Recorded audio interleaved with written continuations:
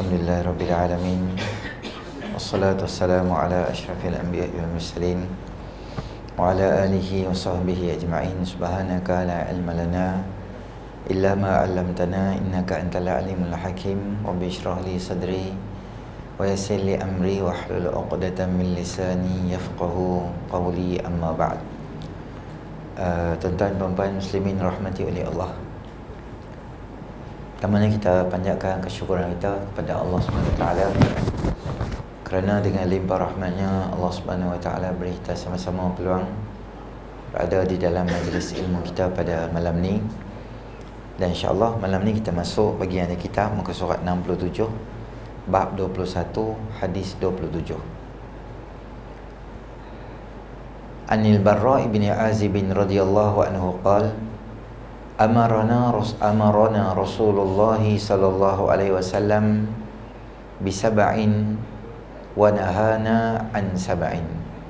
Amarana binasril mazlumi wa ifsya'is salami wa ibrazil qasam wa ijabatid da'i wa iyadatil marid wa tashmitil 'atis wa ittiba'il janaiz wa nahana anil istabraqi wal qasigi wa mayathiril humri wa khawatimid dhahabi wa aniyatil fiddati wa lubsil hariri wad dibaji.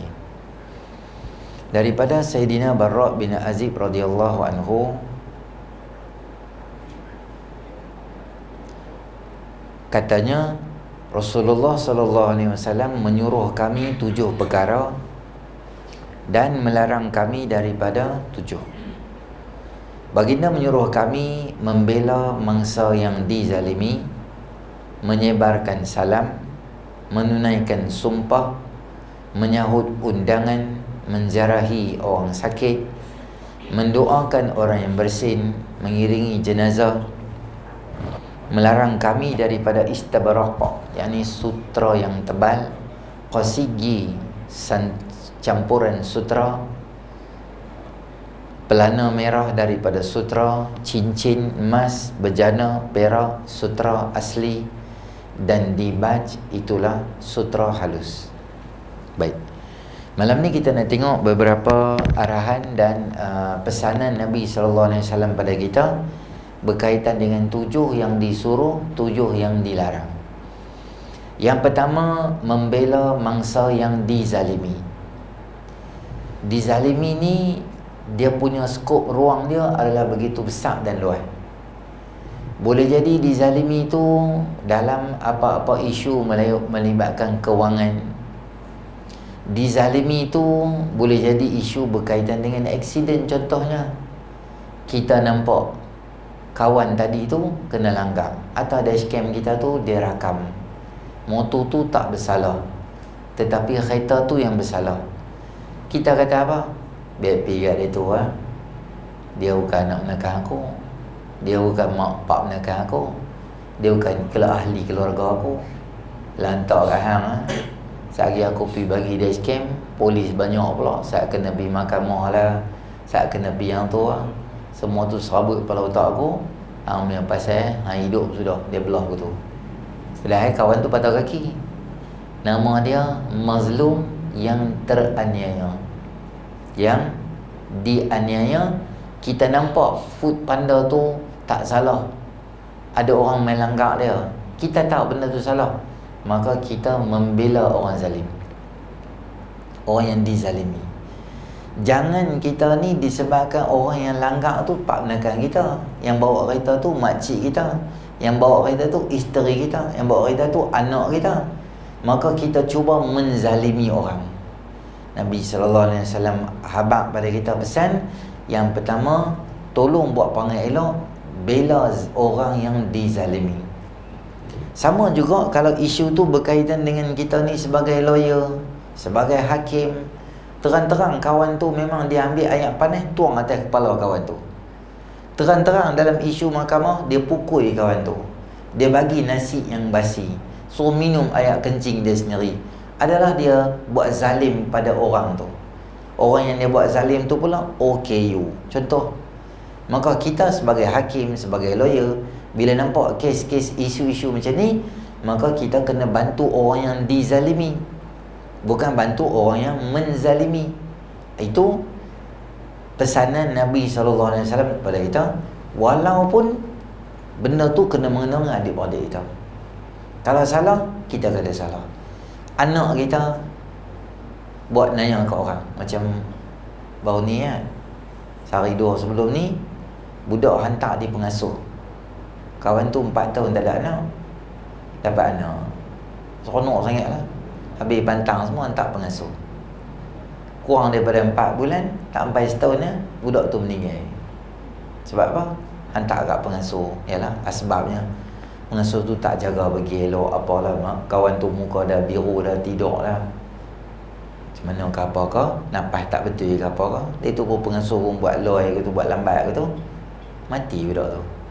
Katalah yang pengasuh tu anak kita isu tu. Dan bila kita tanya anak kita tu, nampak macam cerita tu macam tak apa betul. Macam anak aku salah ni. Yang dizalimi siapa? Tadi hak perempuan tu, hak 4 tahun mengandung, kahwin tak ada anak, dia dapat anak.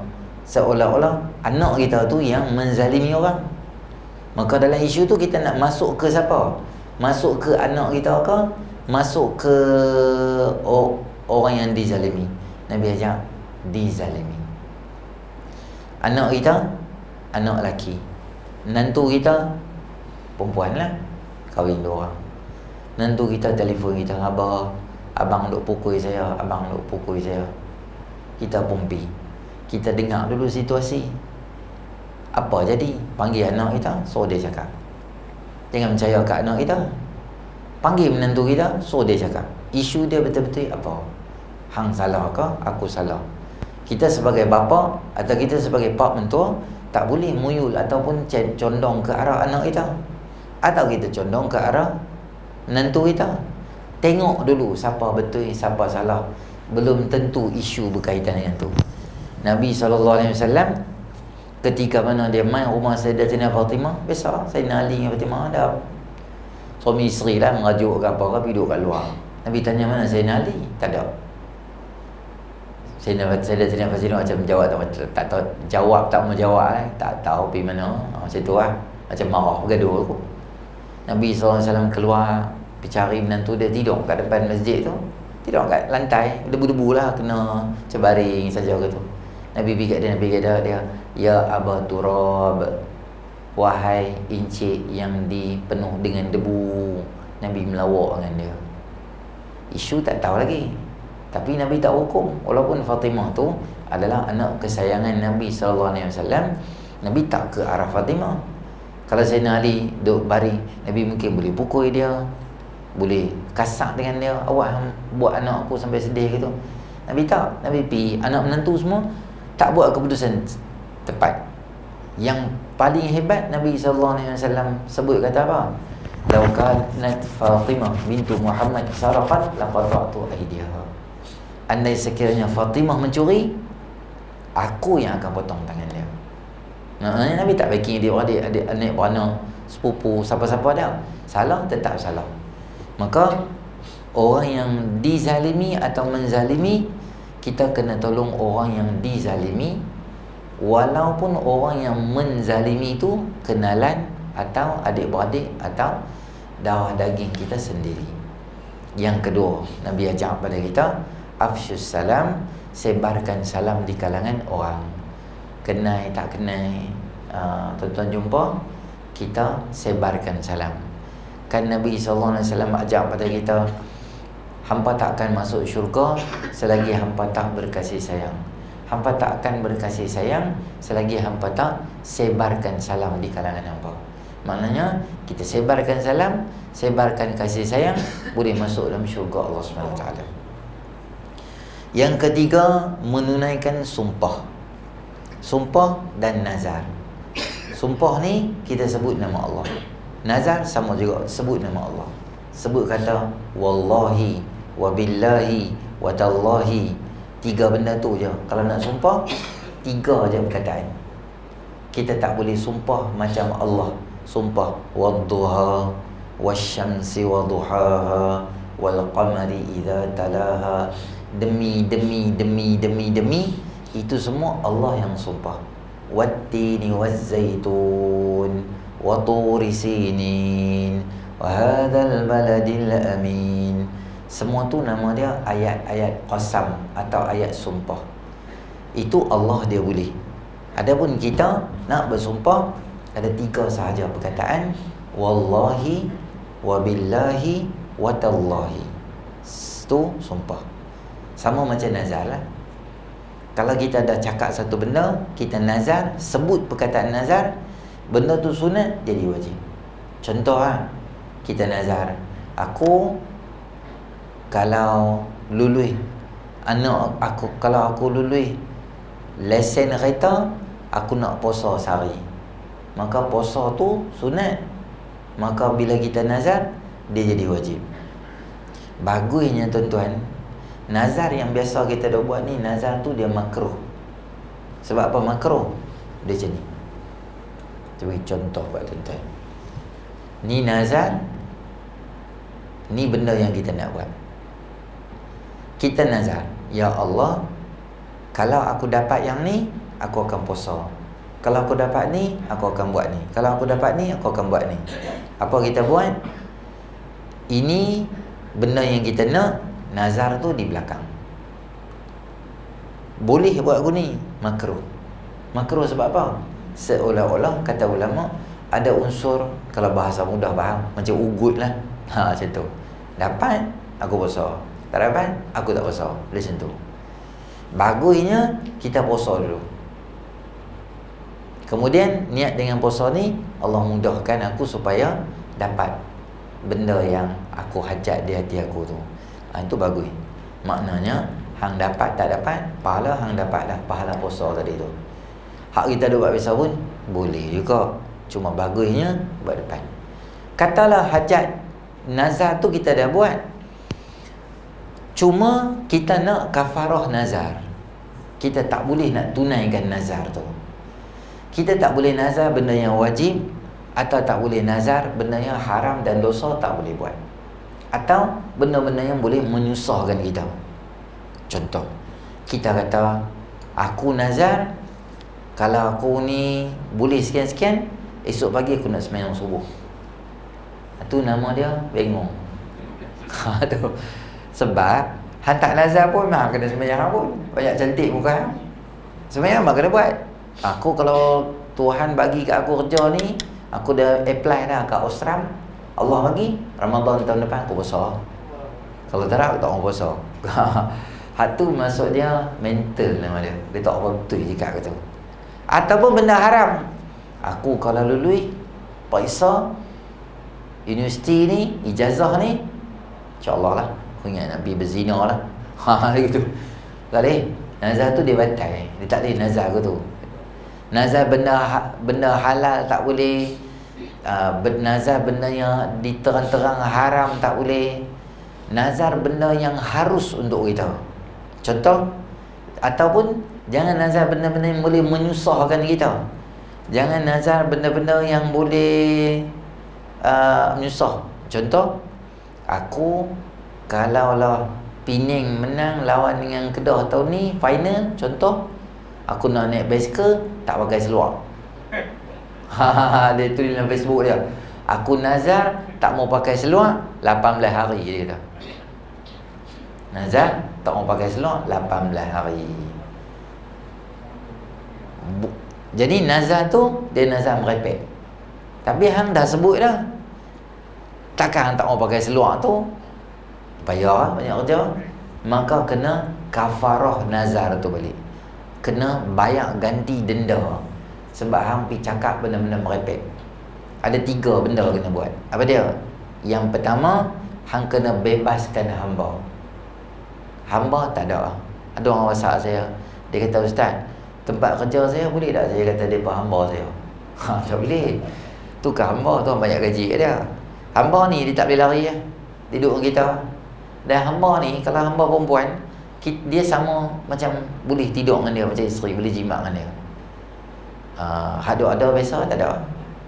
Yang orang kerja kat rumah kita, pembantu rumah, bibi dan sebagainya, itu ke hamba. Dia tidak, orang dia jadi berzina, tak boleh, dosa besar. Hukum hamba telah dihapuskan oleh Allah Ta'ala. Ini nama dia ayat Quran atau hadis yang hukum dia tidak ada, tapi ayat dia ada. Dia ada ayat Quran yang ada hukum, tapi hukum tu tak dipraktikkan lagi, tapi ayat tu dia tak burn. Ada ayat Quran, dia dah burn dah, tapi hukum dia ada lagi. Itu semua kalau tuan ngaji dalam ulul Quran, dalam bab ulumul Quran, ada satu bab berkaitan dengan hazaf, ayat yang telah hazaf, hukum yang belum, hukum yang sudah. Itu cerita Allah Ta'ala dalam Quran. Kemudian kita tak ada lah benda tu, maka kena bagi makan dekat 10 orang. Kena bagi makan 10 orang. Makan ni sama ada kita panggil main rumah kita 10 orang, atau kita bagi duit kat dia. Biasanya dalam RM7, RM6 lah, RM6, RM5, RM6 macam tu boleh lah. Sebungkus nasi dia boleh beli. Nasi dengan telur paling murah sekali, RM3-4 contoh. Sama ada kita bagi duit kat dia, so dia pergi beli nasi, atau kita beli nasi bagi kat dia. Pergi beli di kedai, suruh mamak tu bungkus. Aneh bungkus nasi, daging, telur. Nasi, daging, telur. Berapa bungkus? 15 bungkus, 10 bungkus bagi kat dia. Kalau tak, yang ketiga, beli baju untuk 10 orang. Pakaian, kain pelikat, cap gajah duduk ke, wadimo ke, ambil pasal beli bagi ke orang. Maka sumpah tadi tu dia jadi dikafarahkan oleh Allah Subhanahu Wa Ta'ala. Jadi jangan memanai-manai sumpah. Contoh, aku sumpah start pada hari ni tak mau cakap dengan isteri aku. Dia kata tu, payahlah aku tu, pagi-pagi nak pergi kerja, isteri nak tanya nak pakai baju apa, hari ni nak pakai kemeja ke, nak pakai t-shirt ke, ada function apa ke, nak bagi tahu pasal anak, nak minta duit sekolah. Tu semua benda-benda yang menyusahkan orang. Maka kafarah balik, tak payah buat benda-benda itu. Maka bila kita sumpah, kena tunaikan sumpah. Kemudian menyahut undangan, saya cerita dah kat tuan-tuan pada sebelum ni, hak Muslim kat atas orang lain, orang panggil kenuri, kena pergi. Kenuri apa? Kenuri kahwin, kenuri khatan, kenuri sunat, kenuri birthday, kenuri cukur jamboi, kenuri cukur telinga, semua tu tak apa, tak ada masalah. Boleh pergi, abang boleh pergi. Tak boleh pergi, abang tak boleh pergi. Jangan ranjau. InsyaAllah saya main murung. Padahal dia kepala otak dia tahu dah dia nak pergi Kuala Lumpur minggu ni. Tak boleh buat begitu. Menziarahi orang sakit kita cakap dah. Mendoakan orang yang bersin kita bincang dah. Mengiringi jenazah pun kita bincang dah. Orang dah meninggal dunia, habis semayang sampai kubur, sampai ke tanam begitu, maka itu antara amalan yang sangat disuruh oleh Nabi SAW. Dan baginda melarang kami daripada istibrak. Ini adalah sejenis sutra. Sutra tu sutra tebal. Qasi sutra juga dicampur. Pelana merah daripada sutra, penggunaan barang sutra. Semua sutra tak boleh untuk orang lelaki. Kecuali orang tu ada sakit dan sebagainya, ada penyakit-penyakit yang dikena ada pakai sutra, itu lain dibincangkan oleh ulama. Biasa-biasa dilarang. Sutra ori lah. Sutra yang keluar daripada pungkok ulat tu, hak tu lah. Kalau setakat beli online Shopee tu murah ya, tu satin tu, tu sutra ranjau dia nama, sutra bukan sutra pun. Tu tak apa. Tu sutra murung. Sutra yang tak boleh ni sutra yang betul. Kerana semua tu perhiasan dalam syurga Allah Ta'ala. Jadi siapa yang terlajak kat dunia, dia tak dapat kat akhirat. Siapa yang dapat di akhirat, maka dia tak dapat kat dunia, dia akan dapat kat akhirat. Sama juga termasuk dalam cincin. Orang lelaki dia tak boleh pakai. Nisbah pada cincin, semua barang-barangan perak, barang-barangan emas tak dibenarkan untuk kita pakai. Walaupun sekadar try. Contoh, anak kita nak kahwin, kita dengan isteri kita pergi mana? Pohkong dengan King Kong. Nak beli, nak bagi kat menantu, nak bagi kat anak, contoh kan. Anak kita nak kahwin. Lepas tu isteri kita lah dengan anak kita. Kita kan tahu apa benda-benda ni. Mai hampa beli ya. Resit bagi aku bayar. Aku memang jenis ATM yang mesin. Dua orang beli, bincang. Dia kata, abang, mai nak tengok. Okey ke tak? Kita kata, hampa beli lah. Aku kata, mai hampa semua. Mai tengok. Okey, ni kata okey ya. Ni ada dua ni, abang tengok mana satu yang elok. Kita pun tengok. Kita kata, tunggu Zat. Tengok, abang nak masuk dengan abang. Cia, wow, cantik ni. Cia, Zat abang tengok. Yang ni yang kanan ni. Haram buat begitu. Walaupun test power. Tak buat apa pun saja try. Tak boleh buat begitu. Han tengok je. Han nak try, pasang kat isteri, pasang kat anak kita. Cantik lah ni. Beli ni ya. Contoh. Ataupun isteri kita beli rantai. Bapak dia dapat KWSP, semua anak-anak perempuan dia beli rantai. Sekarang rantai bukan rantai biasa. Nama dia Tayar Y Suku nama dia. Bapak mat 100,000 lebih, 70,000, 80,000. Mai hak karipap macam mana ni? Kuih muih macam saya. Bapak dia kaya, dapat KWSP beribu raban, dia beli kat anak dia. Isteri kita kata gathering family, bapak dia last sekali okey nah bagi hadiah kat hangpa. Oh terima kasih lah abah apa semua. Balik rumah. Simpan almari tu. Isteri kita letih tidur Kita malam balik kuliah isyak apa semua. Relax gitu tengok. Saja tak tahu buat apa, merepek. Jadi gangster sekali. Dia seorang dia kat apa. Isteri bukan tidak, dia tengok lelaki aku pahai ni. Dia saja pakai gitu, buat gangster. Saya lah gangster, KL gangster, merepek seorang. Hukum dia haram dosa buat gitu. Walaupun melawak. Walaupun isteri kita kata, "Abang try lah pakai." Tak payah pakai. Pakai di mana? Di syurga esok baru pakai. Segala mak nikah dah di akhirat. Beli simpan boleh. Orang meniaga mai, beli mai, simpan dekat Ar-Rahnu Exchange dan sebagainya. Dia buat bisnes mai, boleh. Dia jangan pakai. Semualah perhiasan awani orang panggil dalam bahasa Arab, minal zahabi wal fiddah. Semua perhiasan daripada perak dan emas. Tak boleh kecuali cincin saja. Cincin perak boleh pakai. Ada hadis Nabi SAW pakai cincin perak banyak. Dalam banyak-banyak perhiasan, cincin dibolehkan dan perak dibolehkan. Gelang tak boleh. Untuk lelaki apa semua tak boleh. Termasuk juga awani. Awani ni apa? Bekas minuman.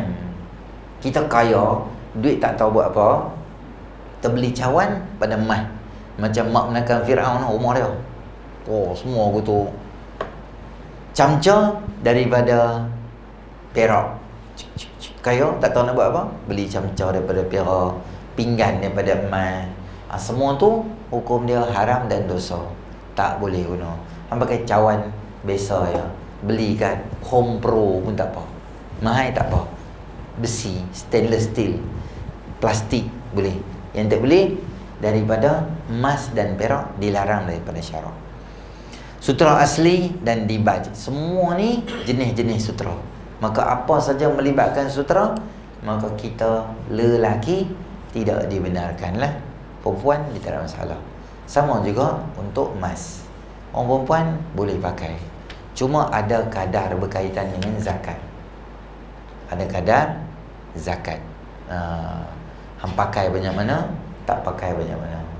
Simpan kat almari tak buat apa, kat dalam almari kita tak buat apa, maka emas tu pun sama juga. Kena bayar zakat. Okey. Bab berikutnya, bab 22, memandikan mayat. Babun fi sya'ni ghuslil mayyiti wa ma fihi.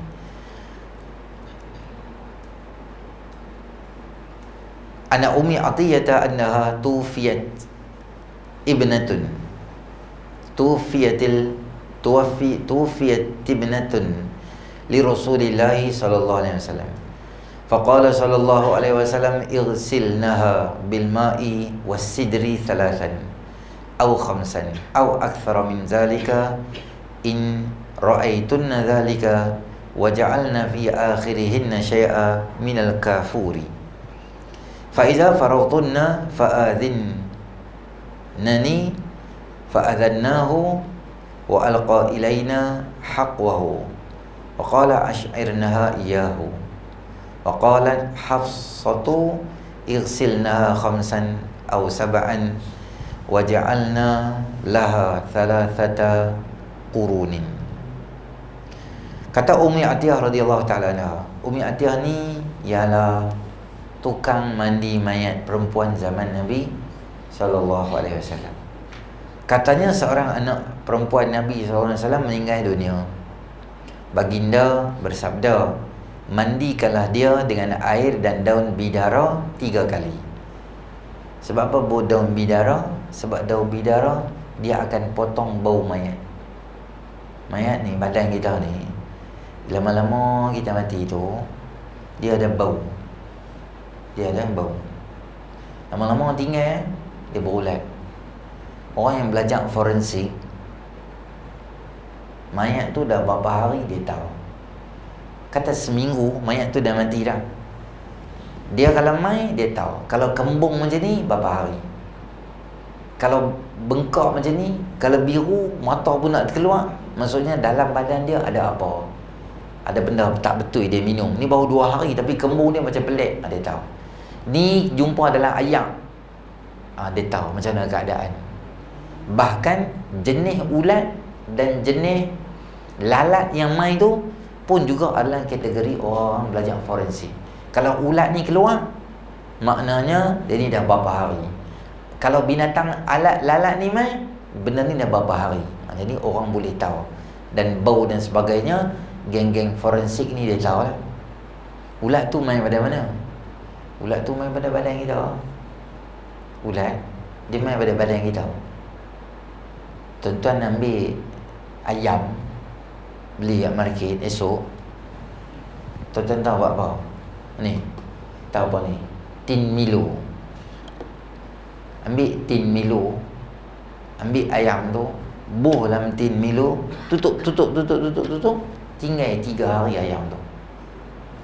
Lepas 3 hari, pakai forensiknya ni, face mask tu, pi buka ayam tu. Dalam ayam tu dah berulat dah.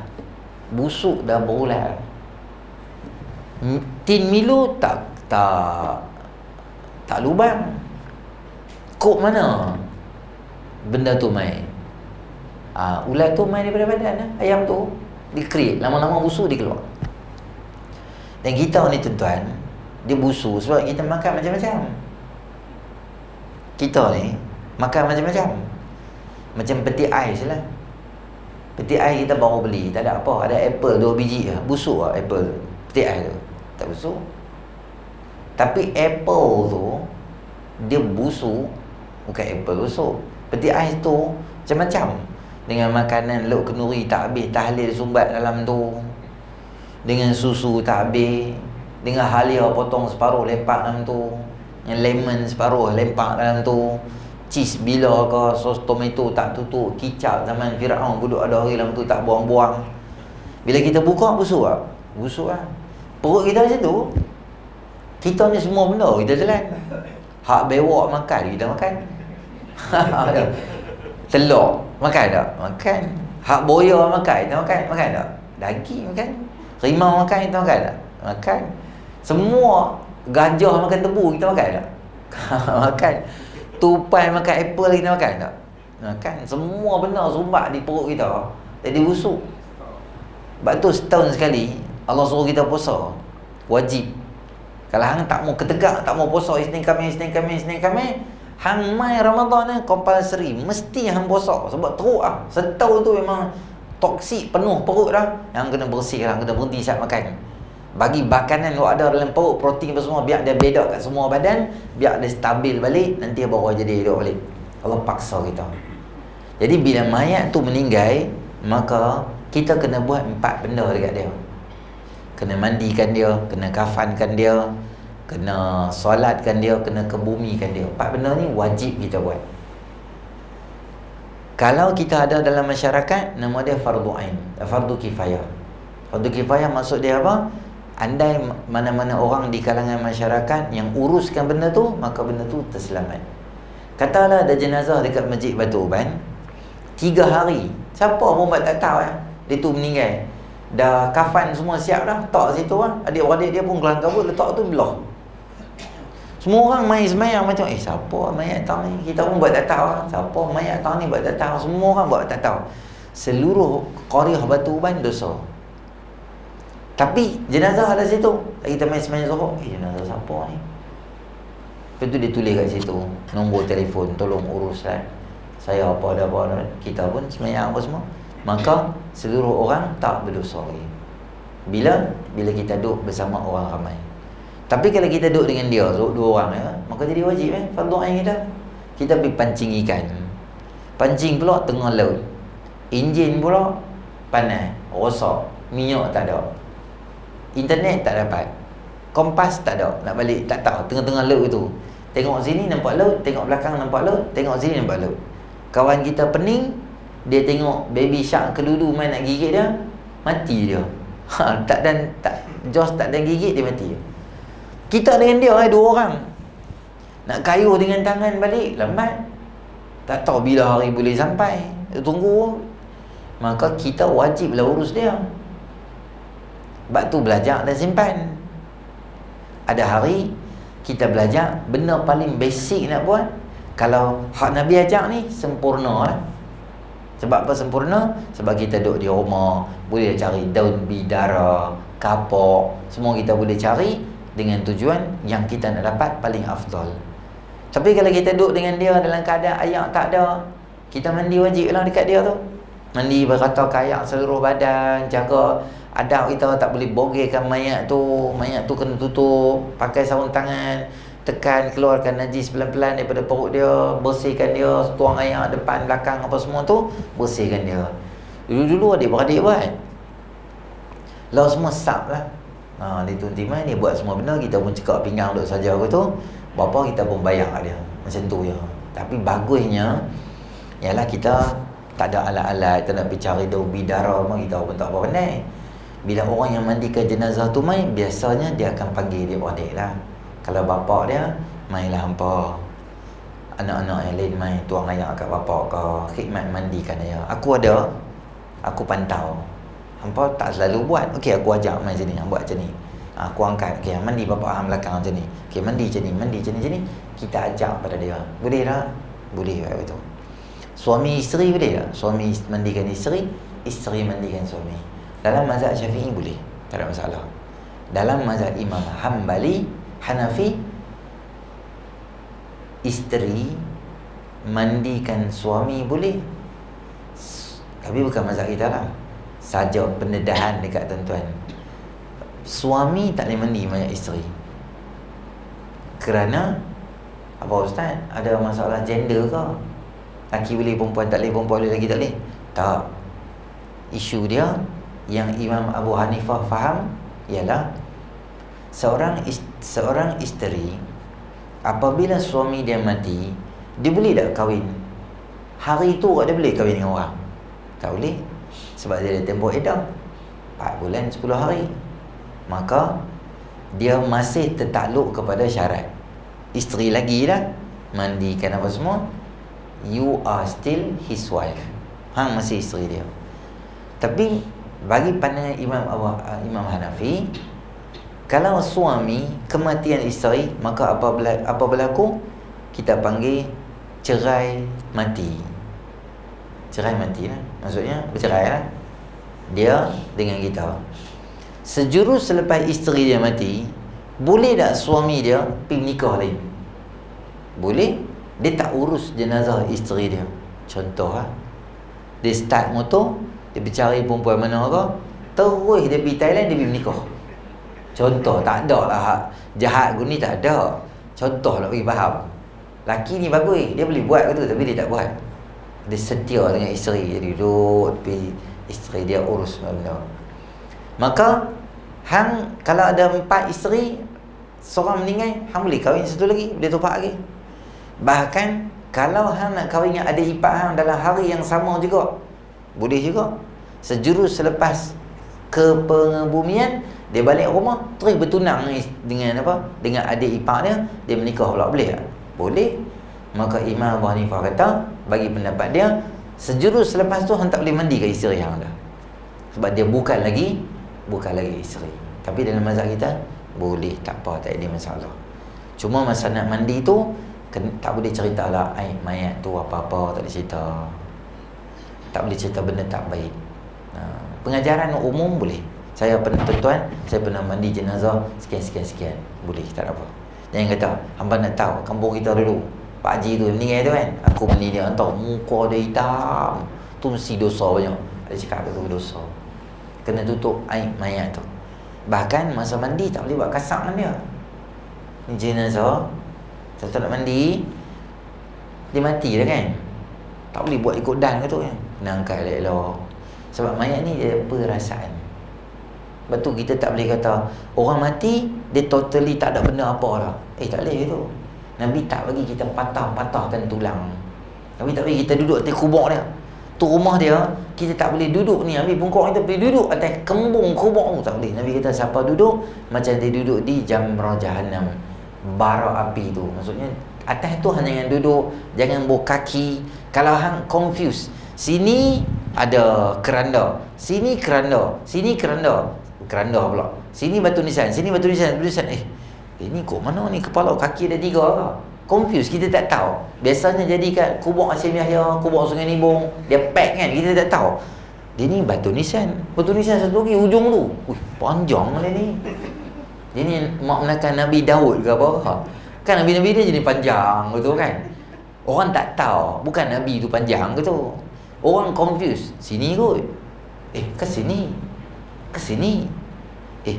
Aku rasa Pak Long tu abang kat sini. Kau kan. Pak Cik ni abang kat sini. Dia jaga kubur ni, dia tahu. Dia payah, buh panjang tu senang. Di sini ke sini. Bukanlah manusia tu panjang. Kemungkinan panjang tinggi boleh jadi juga. Kemungkinan orang confuse boleh jadi juga. Jadi kalau kita confuse, kita jangan duduk, kita berdiri di kubur tu. Tok Imam duduk boleh? Tok Imam dia tahu. Sebab orang yang suruh dia duduk tu, orang yang jaga kubur. Sebab dia tahu tang ni tak ada kubur, tang ni ada kubur, tang ni jalan, tang ni dia tahu. Okey, Tok Imam duduk sini. Sini boleh duduk.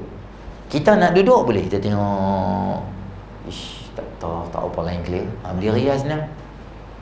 Kalau betul ada tempat kubur, saya tak tahu lah kubur tuan-tuan, saya tak pernah masuk. Kubur kita sana tersusun kau nampak macam ada denai, boleh jalan.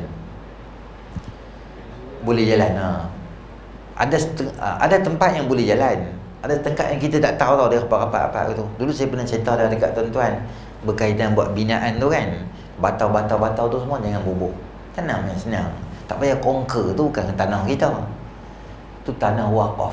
Tak payah buat bata, tak payah buat binaan, tak payah buat simen, tak payah buat mama, tak payah buat batu apa pun, tak payah. Tanam je manusia, senang. Orang lain boleh tanam juga dekat situ. Maka kita confuse, kita jangan duduklah. Dan hak Nabi ajak pada kita ni juga yang lebih sempurna pada dia. Daun bidara 5 kali atau lebih mengikut kalian fikirkan perlu. Tengoklah mayat dia tu macam mana.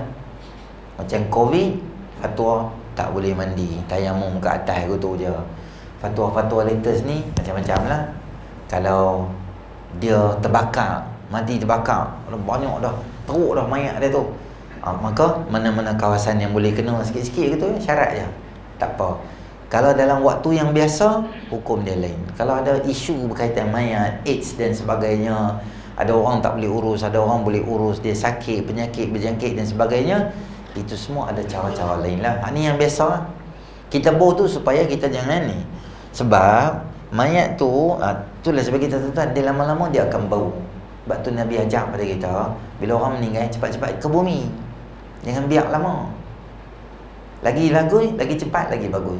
Kadang aksiden, darah dia keluar, dia pun mandi dah kat hospital. Bila mai sini darah tu duk keluar lagi. Nampak di keranda tu ada. Jadi kita nak main semayang pun kena lapik tapak kat bawah pula, baru kena boh. Sebab darah tu duk keluar. Isu macam tu kena cepat. Anak dia nak main dah. Anak dia ada kat mana? Anak dia ada kat Ipoh duk main lah. Tak ada. Sebab mayat duk berdarah macam ni dah. Kita ke bumi tu. Siapa yang ada boleh semayang. Kalau biasa, sunat kita tunggu untuk anak dia yang syarat dia nak jadi imam. Kat mana? Taklah jauh sangat. Duk main dah. Dekat mana? simpang 4, simpang Rengkam jauh sangat. Mana-mana sini lah, Bukit Gantang lah, tak apa kau dekat-dekat lah, yang boleh dicapai dalam sejam dua dia boleh sampai, tak apa. Ada kat mana? Mayat dah sedia dah, siap semua mandi dah. Ya, kita tunggu anak dia. Anak dia mana? Anak dia Jakarta. Flight malam ni. Tak ada dah. Jakarta tak ada lambat. Flight malam ni baru flight. Tuan naik kapal terbang jadi murah, dia delay. Jadi lambat lagi. Tak payah kita tanam tu lah. Sebab bau. Sebab kita nak Islam, dia tak mau mulut orang ni jahat ni. Mulut orang ni jahat, tak kira main. Dia tahu mayat busuk mesti jahat tu, mesti dosa banyak. Mandai hang ni. Dia ada lah apa sakit ke apa kan. Sebab tu bila kita berlaku apa-apa kematian dekat rumah adik-beradik atau kita pergi ziarah, benda yang pertama kena buat adalah tutup mata dia. Sebab bila dia tengok roh tu keluar daripada depan mata dia, itulah cara dia. Roh cabut, mata dia terbuka, dia tengok roh tu keluar tu. Kita pergi innalillahi wa inna ilaihi raji'un. Kadang mulut tu buka, ambil kain tutup, bagi tutup, buat minyak sikit kat sini, lagi keras. Sementara tunggu kawan tu nak main mandi tu kan. Sebab mulut orang ni jahat. Pagi di mana dia kata, mata terbuka tu, tanah kubur, ini jahat ni. Tanah kubur tu drama paling karut di muka bumi. Kampung tu paling jahat di muka bumi. Semua ni mayat berulat, mayat ni macam-macam jahat. Adalah seorang baik, 18 siri ada satu siri yang satu baik. Hak lain semua jahat kampung tu. Tak ada lah macam tu, Tuhan tak buat macam tu. Bila-bila sekali bagi pengajaran kat kita. Gambar tu dia saja buat sebagai pengajaran. Sampai kawan tu nanti saya ingat pakcik tu, dia timah tak? Dia tengok tak ada apa pun, dia kata dia tunggu apa ulat keluar ke ulat ke apa. Dia sampai tahu dah nak jadi apa, tak ada apa pun. Lepas tu Nasir Bilakhan tu kan, dia akan marah, jangan cakap begitu, tazkirah dia tu pula. Jadi tak mau mulut orang jahat tu katakan dia tu mata ni terbuka macam ni, dia dosa banyak, mulut terbuka. Itulah dulu duk kata kat orang sangat. Sekarang tengok mulut tak boleh tutup dah. Jadi kita tak mau cakap begitu. Orang yang dah meninggal, tetapi tengok dia, Nabi ajak apa? Uzkuru mahasina mautakum wa kaffu an masawihim. Cerita benda yang baik apa yang orang mati dah buat. Jangan cerita benda tak baik. Ada sejuta benda baik, itu dia dengan Allah. Hang tak tahu lagi 4 jam dia nak mati, dia taubat, Allah terima semua dosa dia, taubat dia. Kita tak tahu tu dia dengan Allah. Taubat dia sungguh-sungguh, walaupun dia bawa dadah ke apa contoh lah kan, tapi dia jadi baik dah. Kita pula cerita dia ni mati jahat dulu, mau patut dia mati, yang tahu dia orang jahat. Dan cerita tu semua tu dia dengan Allah sudah. Hang bincang macam mana nak selamat diri hang ke akhirat, tu sudah. Jadi kita boleh mandikan jenazah apa semua. Kemudian lalu kami maklumkan kepada baginda, memberikan selembar kain kepada kami, dan baginda bersabda, mungkus dia dengan kain ni. Sunat perempuan 5, laki 3. Tu sunat lah. Ada satu ya kain, satu pun boleh juga. Mesti putih ke? Saya ni minat sangat dengan pink. Boleh saya mati nanti saya nak bungkus dengan pink. Isteri kita minat sangat color purple ataupun color blue, dia nak suruh kita bungkus. Kata Nabi SAW, pakailah pakaian yang putih, waqafu biha mautakum, atau kama qala sallallahu alaihi wasallam. Pakailah kamu pakaian yang putih dan kafankan orang yang mati di kalangan kamu dengan kain kala putih. Kain kala putih sunat. Macam di negara kita kadang-kadang tuan-tuan tengok, depa orang meninggal, kalau perempuan dia bawa kain batik, kalau lelaki dia bawa cap gajah duduk. Tu nak mudahkan orang. Dia tak mesti ada. Kadang kat jenazah nak semayang pun dia pabuh kain batik kat atas, ataupun dia pabuh kain tu. Sebab kadang-kadang mudah orang nak tengok je, jenazah lelaki ke perempuan? Perempuan dia pabuh kain batik tu. Jadi orang boleh ni. Orang boleh tahu. Kalau tak boh pun tak apa. Cuma jangan kita buat benda-benda yang khurafat. Apa dia khurafat masa meninggal ni? Yang pertama, jangan melintas. Jangan semua adik-beradik ni, depa angkat jenazah ni, Dia pegang dah. Okey, semua mai adik-beradik, semua mai. Mana abang sulung ke adik-beradik? Okey, masuk bawah jenazah. Kalau boleh semua orang masuk bawah. Angkat dia kan, nak keluar pada rumah kan. Semua kena masuk bawah tu. Sebab jangan bagi ada ingatan terhadap orang yang dah meninggal. Perbuatan tu perbuatan yang tak kena dalam syarak. Saya pun tak tahu sebab apa hang nak buat naya anak-anak orang, tak mau bagi anak-anak dia ingat pada bapak dia. Kan bagus ingatkan bapak kita pun, kita doa kat bapak kita. Bila main tarikh dia meninggal, kawan-kawan teringat dia, baca doa, baca tahlil dan sebagainya. Kita nak hilang ingatan tak ada anak. Itu saya kira benda tak apa betul dan tak bagus. Ustaz, kami nak bawa duit, nak bobo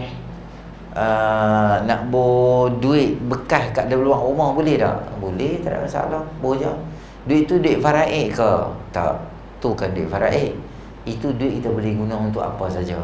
Tak payah masuk faraid. Sebab faraid ni adalah duit yang dimiliki oleh orang yang mati, kemudian dia meninggal dunia. Harta tu milik dia. Adapun orang yang meninggal, kita bawa tabung kat depan rumah, itu bukan milik dia. Itu peluang untuk orang nak bersedekah. Jadi kita boleh ambil duit tu, boleh buat tahlil ke, makan ke apa ke. Dia boleh buat apa saja benda tu.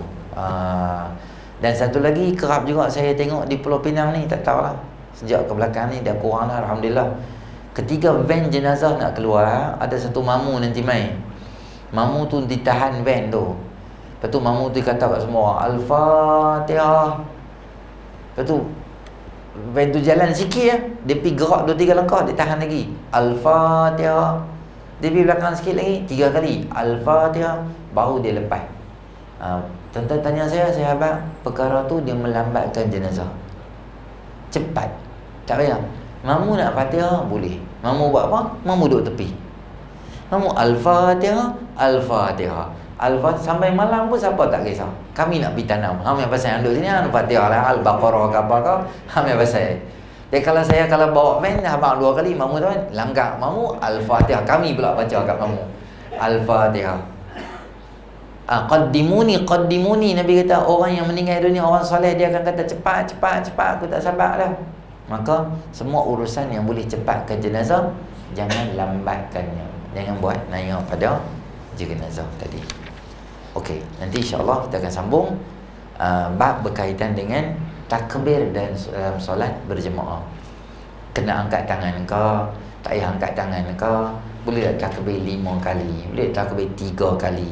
Kalau saya main masbuk sembahyang jenazah tapi saya lambat, jadi macam mana saya nak takbir? Ikut imam ke? Ataupun macam sembahyang raya ke Ustaz? Sembahyang raya, sembahyang orang buat 7 dengan 5. Saya kalau main lambat, saya nak tambah sendiri ke? Saya tak payah buat ke? Semua tu kita tengok bulan depan. Jawapan saya takkan abang, sebab dia trailer ya, gambar betul bulan depan. Kalau abang semua, apa takkan main dah ceramah. Aku tahu dah panggil bawa. A'udzubillahi minasyaitonir rajim. Bismillahirrahmanirrahim. Alhamdulillahirabbil alamin. Wassalatu wassalamu ala asyrafil anbiya'i wal mursalin wa ala ashabihi ajma'in. Allahumma anfa'na bima 'allamtana wa 'allimna ma yanfa'una wa zidna ilma. Rabbana atina fid dunya hasanah fil akhirati hasanah wa qina adzabannar. Sallallahu ala sayidina Muhammadin nabiyil ummi wa ala ashabihi ajma'in. Alhamdulillahirabbil alamin.